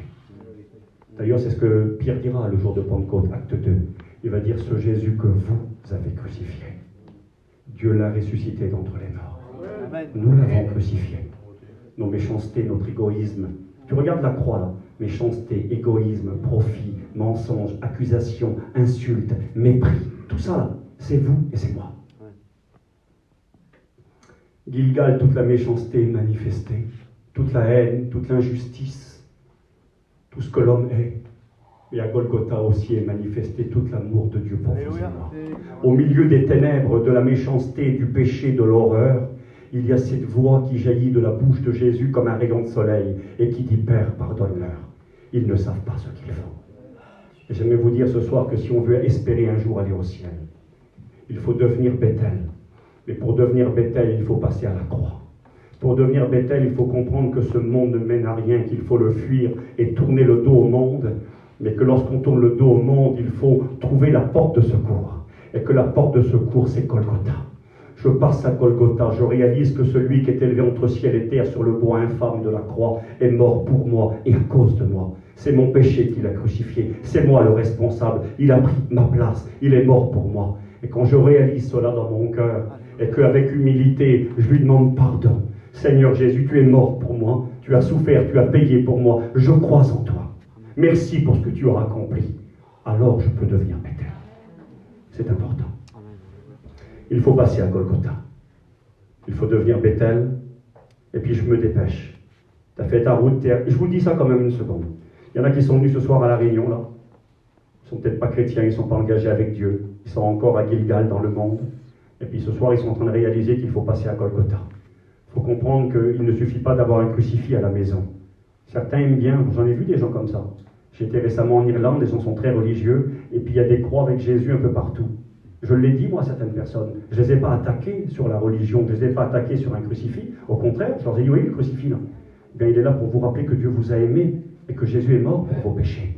Mais Jésus n'est plus sur la croix, il est vivant, il est ressuscité aujourd'hui. Donc on peut se servir aux gens religieux pour leur parler. Mais des gens, ils aiment bien voir Jésus sur la croix, en pendentif ou autour du cou, mais ça en reste là. C'est plus que ça, Golgotha.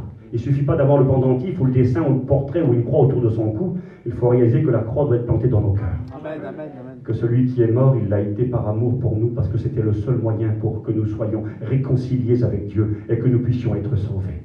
Alors on fait l'effort, et puis ce soir, si tu es rentré dans la réunion perdu, loin de Dieu, et que tu veux prendre la décision ce soir d'accepter le Christ dans ta vie, d'accepter le billet d'entrée pour le ciel, et que tu veux devenir Bethel, tu peux devenir Bethel tout de suite. Tu dis, Seigneur, je t'invite dans mon cœur. Je ne veux pas que tu me visites uniquement. Je veux que tu habites chez moi. Je t'invite. Viens, Seigneur. Jésus a dit cette parole à Zachée. Il faut que je demeure aujourd'hui dans ta maison. Seigneur, viens demeurer dans ma vie. Je t'invite. Viens dans mon cœur. Et puis ce soir, si tu en restes là et que Jésus revient, je te le promets, c'est la Bible qui me permet de le faire, tu pars au ciel avec le Christ. Maintenant, il y a des gens qui ont fait cette démarche il y a bien longtemps. Il y a des gens qui pourraient dire, Steve, et moi je l'ai fait la démarche. Ça fait 15 jours, 6 mois, 1 an, 10 ans. J'ai donné mon cœur à Dieu. J'ai invité Jésus dans ma vie. Je sais qu'il est mort pour moi sous la croix. Et puis je crois que je suis Bethel. J'ai invité Jésus. Je crois qu'il habite en moi. Ok. Ben, vous savez, si le temps vous est donné, vous ne pouvez pas rester à Bethel. Il faut aller plus loin. Il faut aller à Jéricho. Il faut faire les 25 km supplémentaires. Il faut aller avancer. Mais c'est quoi Jéricho? Alors je fais vite, je ne vis pas trop pour ne pas être trop long. Jéricho, c'est la ville imprenable. C'est une ville aussi qui connaîtra une malédiction de la part de Dieu. C'est la ville qui a été reconstruite au prix du sang. Une ville qui a été détruite à l'époque de Josué par l'intervention divine. Donc c'est une ville particulière. Et cette ville-là, qui avait de fortes et de hautes murailles qui l'entouraient, était quasi imprenable. Et quand le peuple d'Israël va devoir vaincre la ville de Jéricho, eh bien il y a les murailles, et personne ne peut faire tomber les murailles de Jéricho. Et quand ils arrivent autour de la ville, comment prendre cette ville? Et Dieu va donner sa manière de faire à lui. Il va donner son moyen pour que les murailles tombent. Dieu aurait pu dire à son peuple, vous allez faire des catapultes, vous allez couper des arbres, vous allez couper des troncs d'arbres, vous allez faire des constructions, des machines de guerre, et vous allez écrouler les murailles. Non, Dieu ne dit pas ça. Dieu va dire à son peuple, écoutez bien, vous allez mettre des serviteurs de Dieu devant vous, 7 serviteurs de Dieu, des sacrificateurs. Ils vont prendre des trompettes, écoutez la manière de faire de Dieu, c'est de la folie. Ça s'appelle la folie de Dieu. Dieu va dire, vous allez mettre 7 serviteurs de Dieu, des sacrificateurs, la trompette à la bouche, et puis vous allez faire le tour de la ville, et vous, le peuple et les soldats, vous allez marcher derrière eux sans faire aucun bruit. Vous pouvez voir l'histoire de fou. Et puis ils font le tour de la ville de Jéricho. Il y a les hommes devant qui jouent de la trompette, ils sont à 7. Et puis le peuple, il marche derrière. Une journée, ils font le tour. Et Dieu dit, ok, c'est bien. Demain, vous faites la même chose. C'est comme ça qu'on fait la guerre. Elles sont où les catapultes, les épées, les javelots, les... Non, non. Vous jouez de la trompette et vous faites le tour de la ville. Ok. Le lendemain, vous faites la même chose. Deuxième tour. Le surlendemain, troisième tour. Quatrième jour, quatrième tour. Jusqu'à quand on va faire des tours de la ville? 6 jours. Un tour tous les jours. Septième jour, là, vous ferez 7 fois le tour de la ville. Et la 7e fois, vous jouerez de la trompette, et là, vous pousserez des cris. Tout le monde va crier, et puis les murailles vont tomber. Quelle folie. C'est la folie de Dieu. Vous savez, les réunions, c'est des choses folles. Ça s'appelle la foi. La foi, c'est fou. Ils vont faire le tour, ils vont obéir, ils vont croire. Et quand ils font le 7e tour, le 7e jour, ça joue de la trompette, ça pousse des cris, et puis tout d'un coup, contre toute attente, ça commence à trembler, à vibrer, et les grosses murailles qui étaient infranchissables, imprenables, vont s'écrouler d'elles-mêmes. Badabam, tout tombe par terre. Et la ville imprenable est conquise par la foi. Qu'est-ce que cela nous enseigne? Mais Jéricho est là pour nous apprendre que toutes les murailles qui nous environnent, qui sont tellement grandes, tellement hautes pour nous, que nous ne pouvons faire tomber, que nous ne pouvons mettre à terre, sont capables de tomber par la foi. C'est quoi ça, ces murailles? Ben, ces murailles, ce sont toutes les chaînes qui te tiennent captif. Ce sont toutes ces choses qui empoisonnent ta vie. Et que toi, tu ne peux pas t'en affranchir. Tu es venu à la réunion, tu as donné ton cœur à Jésus, puis tu aimes Dieu, tu crois qu'il est vivant. Tu l'as invité à venir vivre dans ton cœur, mais tu réalises qu'il y a des murailles qui t'entourent. Et tu dis, ces murailles, Seigneur, m'empêchent d'aller plus loin avec toi, m'empêchent de m'épanouir de ma vie chrétienne, m'empêchent d'avoir de l'assurance quant à mon salut. Je pourrais citer des murailles qui, pour moi, ne sont pas les plus importantes. On parle souvent de la cigarette et de l'alcool. S'il n'y avait que ça. Parfois dans le monde, quand tu dis à quelqu'un « je fume pas et je bois pas », ils disent « mais t'es parfait toi, t'es un ange ». Il ne faut pas grand-chose pour être un ange. Hein. Vous savez, à l'école de Dieu, on apprend qu'il y a bien des murailles qui peuvent nous tenir en prison. Des murailles qui sont là autour de nous, des choses qui sont plus fortes que nous. Et puis que quand on considère nos cœurs, on dit « Seigneur, je ne pourrai jamais m'en débarrasser. Seigneur, moi je ne suis pas capable. » Alors vous savez ce que Dieu me dit? Dieu me dit « Tu sais, Steve, si le Christ t'a franchi, tu seras réellement libre. » Écoutez bien une seconde, je vous raconte ce petit témoignage. Satan est un menteur. Satan voudrait te faire croire que jamais tu seras délivré de telle ou telle chose. Je ne veux pas donner une liste parce que je serais maladroit et puis peut-être qu'il y a des choses qui te tiennent à toi captif et que pour l'autre c'est rien du tout. Mais toi ça te tient captif. Je vous donne un truc qui est bête comme ridicule. J'ai écouté moi un homme dans une église rendre témoignage. C'était un lien, pour lui c'était un poison pour sa vie. Écoutez bien, il était lié par le chiffon pour nettoyer les affaires. Un homme. Il était tellement lié, il y a des femmes qui vont dire, la mienne elle va dire, ben, c'est pas mon mari qui est lié par le chiffon, moi je suis pas lié par le chiffon, je vous rassure tout de suite. C'est peut-être pas une qualité, mais moi je suis pas lié. Enfin bref, cet homme-là c'était un problème pour lui. Parce qu'à cause qu'il était toujours en train de nettoyer et frotter, il était malade. Il ne pouvait pas accepter que tu montes dans l'auto à côté de lui. Tu montais dans l'auto, il disait rien, il regardait tes pieds, il était mort. Quand tu descendais, il fallait qu'il nettoie derrière toi. C'était pour lui un problème, ça l'empoisonnait. J'ai été étonné, il a rendu témoignage à la réunion, j'ai dit, qu'est-ce qu'il raconte celui-là? Ben c'était quelque chose qui était nocif pour sa vie. Je ne dis pas que ça lui aurait coûté le ciel, mais c'était quelque chose qui le tenait emprisonné. Il y a des choses qui nous tiennent en prison. Et quand on rencontre Jésus, on n'est plus en prison. Jésus a dit cette parole dans la synagogue de Nazareth, Luc chapitre 4. Je suis venu pour proclamer aux captifs la délivrance et je suis venu pour renvoyer libres les opprimés. Écoutez ce petit témoignage. J'ai écouté ça. Il y avait un monsieur, il élevait des aigles. C'est pas courant, hein? Il élevait des aigles, le monsieur. Et il avait un aigle. Et puis, pour pas que l'aigle s'enfuit, s'en aille, il avait accroché une corde à la patte de l'aigle. Une corde de 20 mètres, 30 mètres, dit le témoignage. Et puis, cet aigle-là qu'il avait élevé, eh bien, il s'envolait dans les airs. Et arrivé à 20 ou 30 mètres, la longueur de la corde, il y était habitué. Arrivé à 20-30 mètres, eh bien, il tournait en rond, l'aigle. Au-dessus de la maison du monsieur. Et ensuite, quand lui, il l'appelait, l'aigle venait puis se reposait à terre. Et puis un jour, un homme est arrivé et il a vu la scène. Il a vu cet aigle royal qui est appelé à s'élever dans les cieux, à s'envoler et à contempler la nature. Il l'a vu s'élever avec la corde au pied à 20 ou 30 mètres là-haut. Et son cœur était attristé pour l'aigle. Et il a été voir le monsieur, il a dit, monsieur, il faut le laisser partir cet aigle. C'est pas fait pour être élevé avec une corde à la patte, ça faut le laisser s'envoler. Et le monsieur, il a dit, non, il est hors de question, il m'appartient. Et là, l'homme, il a dit, ben, je vous l'achète, monsieur. Je vous le paye. Je vous le paye. Et après, il m'appartient, je fais ce que je veux avec. Le monsieur dit, aucun problème, je vous le vends. Et je ne sais pas le prix, peu importe, il a décidé le prix que monsieur. Il a acheté l'aigle. Il a dit, tenez monsieur, votre argent, donnez-moi, il m'appartient. Vous savez ce qu'il a fait, monsieur? Il a enlevé la corde de la patte de l'aigle et lui a dit, envole-toi. Écoutez bien, il a fait partir l'aigle dans le ciel. Vous savez ce qu'a fait l'aigle, dit le témoignage? Il s'est envolé à 25-30 mètres. Il a arrêté sa course. Il a tourné en rond au-dessus de la maison du monsieur et s'est reposé dans la maison. Il ne réalisait pas que la corde avait été coupée. Il l'avait depuis tellement longtemps au pied. Satan est un menteur. Et il voudrait te faire croire que tu seras tout le temps esclave de ton péché. Tout le temps esclave des passions qui t'asservissent et qui détruisent ta vie. Telles les murailles de Jéricho qui sont indestructibles. Eh bien, Dieu te dit ce soir que par la foi, toutes les murailles peuvent tomber. Écoutez bien, et que toutes les murailles doivent tomber. N'écoute pas Satan qui te dit jamais tu ne t'envoleras, jamais tu n'iras plus loin. Tu es attaché, c'est un menteur. La chaîne a été brisée à Golgotha. Le Christ a payé le prix. Tu peux être libre ce soir. C'est de la folie. Comment je vais faire alors? Ben crois-le simplement.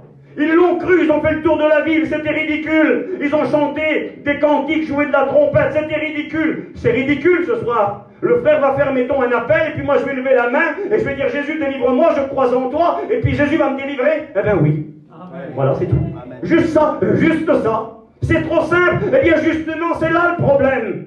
C'est que les choses de Dieu, c'est simple. Amen. Dieu a fait les choses droites. C'est où la route? Tout droit. Pas te tromper, hein. C'est pas 2 fois à gauche, 4 fois à droite, non, tout droit. Il ne faut pas te tromper. Dieu a fait les choses droites, mais l'homme a cherché beaucoup de détours.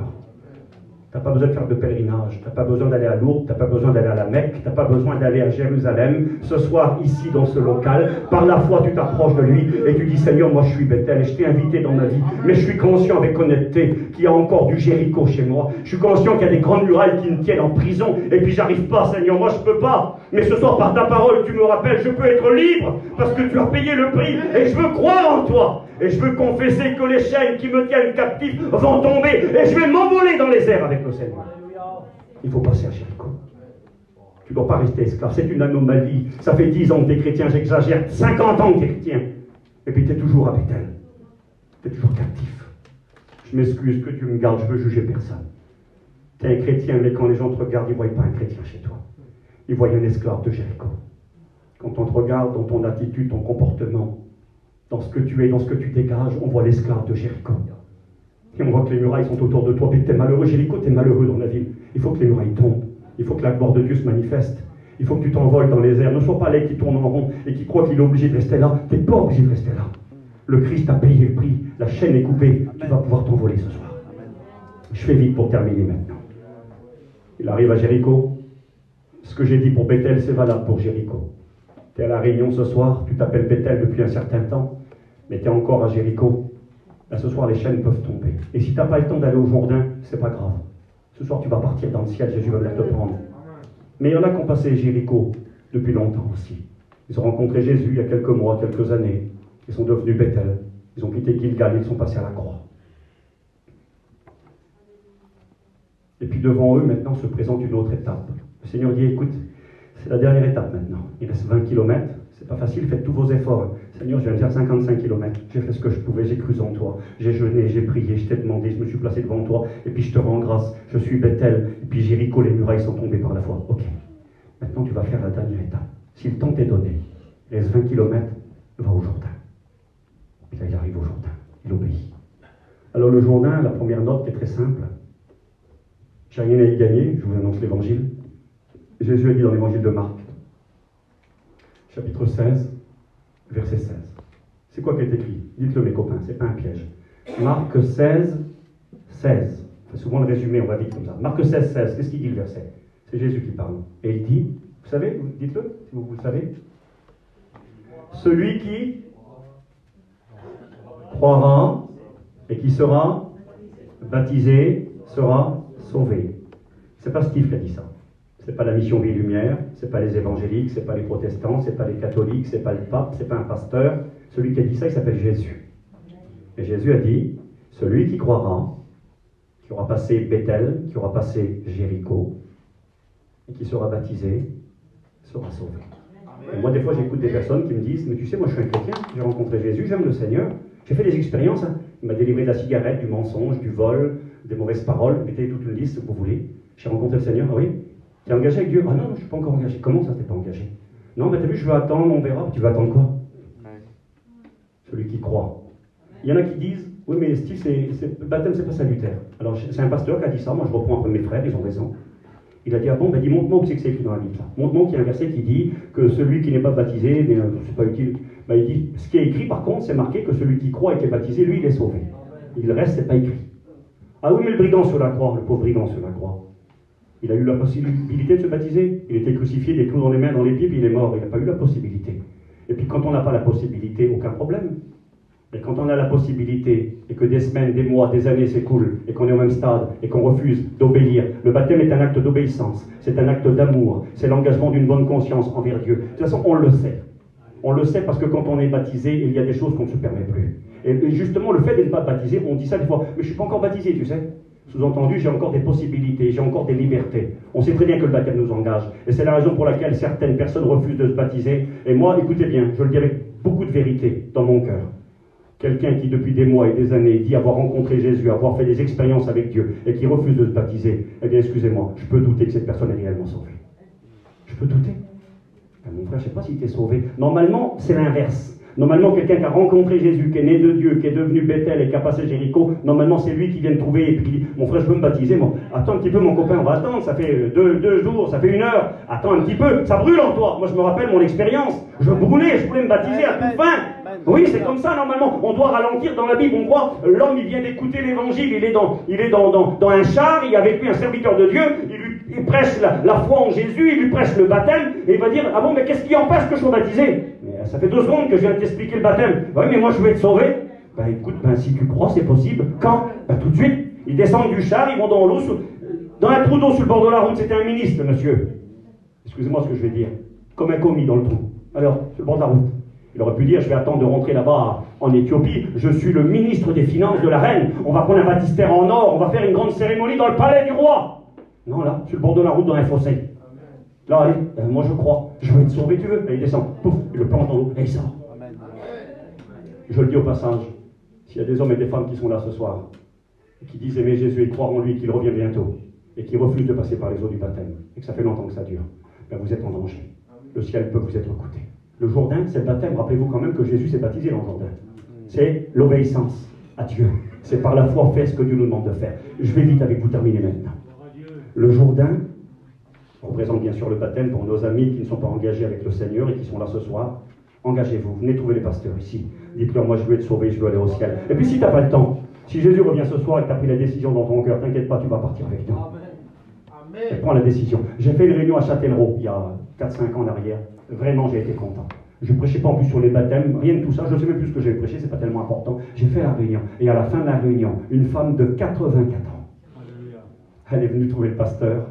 C'était de la famille Reynard, la famille du début du réveil. Pourtant, elle connaît l'évangile, cette femme, depuis 81 ans, quoi, pratiquement. Elle est née, elle a connu les hommes du réveil, 84 ans. Elle est venue, il était temps qu'elle se réveille quand même. Elle est venue trouver le pasteur. Elle a dit, frère Noël, je veux me baptiser. Écoutez bien, c'est rigolo, c'était le mardi ou dimanche, je ne me rappelle plus. Il lui dit, bon ben, ou mardi je crois, ou jeudi, bon ben, il dit, on te baptise dimanche. Il a décidé de ne pas trop attendre quand même, elle avait 84 ans. 3 jours après, il a fait le service de baptême. 84 ans, elle a dit, je veux me baptiser. Je veux obéir. Obéissez au Seigneur. Prenez pas de risque, mettez tous les atouts de votre côté. Le passeport, il faut qu'il soit prêt. Il ne faut pas qu'il y ait de problème sur le passeport, il faut être prêt pour le ciel. Et puis, le Jourdain, il faudrait une réunion pour en parler, c'est tellement riche. Le Jourdain, ça signifie, le mot Jourdain, celui qui descend, celui qui s'abaisse. Il est le cours d'eau qui se trouve au plus bas du monde. À l'entrée de Jéricho, là-bas, il descend à 392 mètres, 400 mètres en dessous du niveau de la mer. Celui qui s'abaisse le plus bas. Le Jourdain représente la mort. La mort. Celui qui s'humilie, celui qui s'abaisse. Et c'est terrible parce que quand il arrive devant le Jourdain, Élie, avec Élisée, son collègue, ils ne peuvent pas passer. Parce que le Jourdain est trop fort. Ils ne peuvent pas traverser. Seigneur, j'ai obéi, je suis arrivé au Jourdain, mais moi je ne peux pas passer le Jourdain. C'est trop puissant. C'est trop fort pour moi. Il va falloir que Dieu intervienne. Alors Dieu va arrêter le Jourdain. Et il va traverser. Et après seulement il sera enlevé. Le Jourdain, ce sont toutes ces situations où dans nos vies, Dieu nous appelle, si le temps nous est donné, où Dieu nous appelle à mourir à nous-mêmes, à perdre la face, à nous humilier, à nous abaisser, à accepter ce que nous ne voulons pas accepter, à pardonner ceux qui nous ont offensés. C'est pas facile parfois. Parfois c'est un Jourdain infranchissable, on se dit dans son cœur, lui, jamais je pourrais le pardonner. Il m'a fait trop mal, il m'a trop blessé, il m'a trop dégradé, il m'a tellement blessé dans mon âme. Jamais je pourrais m'abaisser, jamais je pourrais m'humilier. C'est ces Jourdains qui sont là tellement forts pour nous. Et Dieu te dit ce soir, si tu es devant le Jourdain et qu'il faut mourir à toi-même et qu'il faut t'humilier et t'abaisser, et que tu n'y arrives pas, et que tu as compris qu'il fallait le faire, et que tu veux t'engager à le faire, laisse-moi te dire, te dit le Seigneur, que c'est moi qui vais arrêter le Jourdain. Et je vais te rendre capable de franchir le Jourdain. Ce Jourdain où on va mourir à nous-mêmes, on va vivre une vie de renoncement, où on va perdre la face devant les gens. Un jour, Abraham va avoir un problème avec son neveu Lot. Pas lui directement, les bergers entre eux. Et puis Lot vient trouver son oncle, qui était comme son père adoptif, et lui dit, mon oncle, il y a un problème entre les bergers, qu'est-ce qu'on fait? Quel petit prétentieux. Qu'est-ce qu'on fait? Il aurait dû aller trouver ses bergers et leur tirer les oreilles, leur dire, qu'est-ce qui se passe? Vous êtes en conflit, c'est mon oncle, lui, là. Moi, je reste avec mon oncle. Il n'y aura pas d'histoire avec mon oncle, c'est mon père, il m'a élevé. Pleine de prétention, il arrive vers son oncle. Il lui dit, qu'est-ce qu'on fait avec les bergers? Abraham, il voit la scène, il voit que le petit-neveu, le fils adoptif, il est plein de prétention et d'orgueil. Et que quelque part, il a déjà décidé avant de poser la question. À gauche, là, c'est les montagnes, c'est le désert avec des buttes de pierre, il n'y a pas un brin d'herbe. Et là-bas, il y a les prairies pleines d'herbe qui mènent à Sodome et Gomorrhe. Et où il y a les cours d'eau. Malin, il y a l'herbe en bas, il a des moutons, et là-bas, c'est les pierres et la montagne. Et Abraham lui dit, écoute, mon neveu, qu'il n'y ait rien entre moi et toi. Nous sommes des frères. Moi, je veux rien entre moi et toi. Les gens vont dire, Abraham, qu'est-ce que tu fais? Abraham, mais t'es fou, quoi. Tu vois pas qu'il va te rouler dans la farine, ton neveu, là? C'est pas à toi de lui demander de décider, c'est à toi de décider. C'est toi le patron, c'est toi le plus vieux. Et puis il avait des hommes, Abraham, hein. Parce que quand l'autre va être dans le problème, c'est les hommes d'Abraham qui vont venir le délivrer dans la ville de Sodome et Gomorre. Ils auraient pu même faire la guerre. Et Abraham, il va dire, qu'il n'y ait rien entre moi et toi. Nous sommes des frères. Amen. Il perd la face devant les hommes, mais il garde la face de Dieu braquée sur sa vie.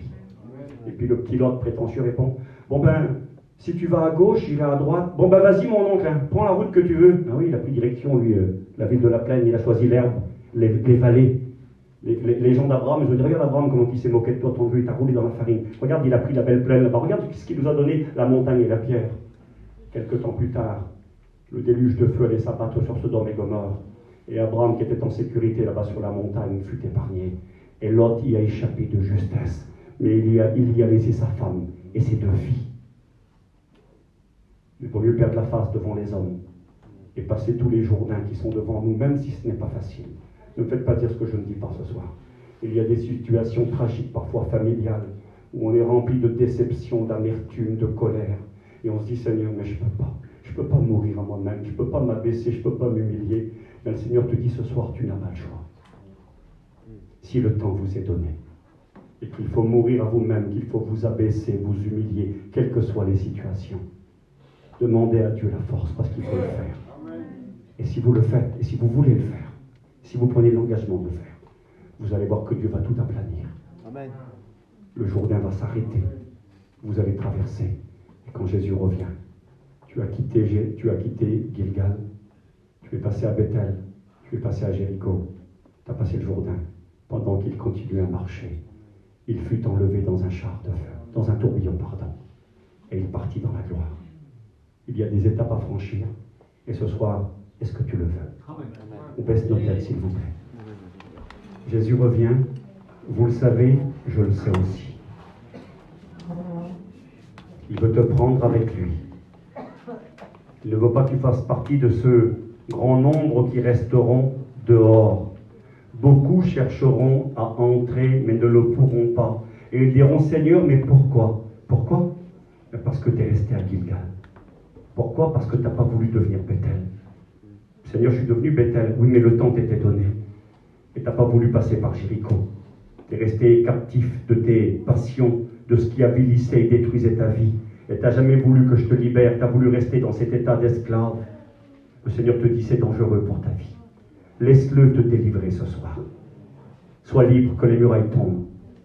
Et si le Jourdain est dans ta vie, il va te rendre capable de le franchir et de mourir à toi-même.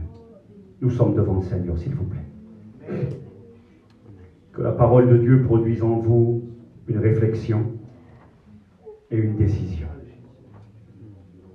As-tu ton alliance à ta main? Es-tu prêt pour le ciel? Sonde ton cœur. Laisse le Saint-Esprit t'éclairer. Et avec honnêteté, si tu as besoin d'aller plus loin et de faire tes efforts ce soir, Dieu te demande de prendre des décisions à ta place, afin que quand tu sortiras de ce lieu, tu sortes sauvé, prêt pour le ciel. Seigneur, nous sommes devant toi. Ta parole nous a parlé aux uns et aux autres. Elle nous concerne tous et toutes.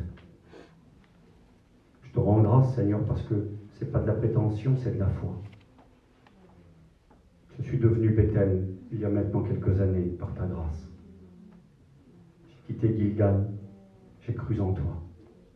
Je te rends grâce parce que tu as brisé de nombreuses chaînes dans ma vie. Amen. Tu m'as appris à me connaître. Tu m'as montré qu'il n'y avait pas que la cigarette ou la drogue qui était un problème, mais tellement de choses qui avaient rendu ma vie semblable à une prison. Et tu es venu briser les chaînes. Amen. Tu m'as rendu libre, réellement libre. Ce soir, tu désires libérer mes frères et sœurs qui sont encore captifs. Tu désires leur faire comprendre que la chaîne a été brisée, qu'ils n'ont plus à tourner en rond, esclaves du diable. Tu nous as rachetés de notre vaine manière de vivre. Nous pouvons être libres, réellement libres ce soir. Et je te demande d'affranchir et de libérer celui qui est venu dans cette réunion avec des chaînes qui le tiennent en prison, et il le sait. Et ce soir, que par la foi, il puisse croire en toi et te laisser briser ces chaînes. Pour partir libre, pour pouvoir s'envoler vers le ciel. Tu connais celui et celle qui a besoin de passer le Jourdain, qui a besoin de s'humilier devant toi, devant ta parole, celui qui depuis longtemps résiste à ce que tu lui demandes, celui qui depuis longtemps peut-être n'arrive pas à perdre la face devant les gens et n'arrive pas à accepter, à avaler l'amertume, n'arrive pas peut-être à pardonner ou à demander pardon.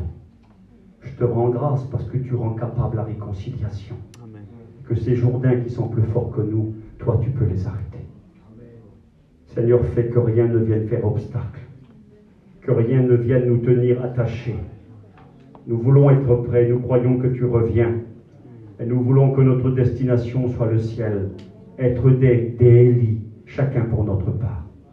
Que tu bénisses nos cœurs, et que ta parole ce soir produise, parce que c'est mon désir et le tien, des décisions. Qu'elle produise, si nécessaire, des cœurs repentants qui te demanderont pardon, et que tu viendras consoler, délivrer, fortifier par la foi, parce que tu es présent dans ce lieu, et parce que tu désires nous prendre avec toi. Amen. Seigneur, fais ton œuvre dans les cœurs maintenant. Et j'aimerais que nos têtes demeurent baissées quelques instants, s'il vous plaît.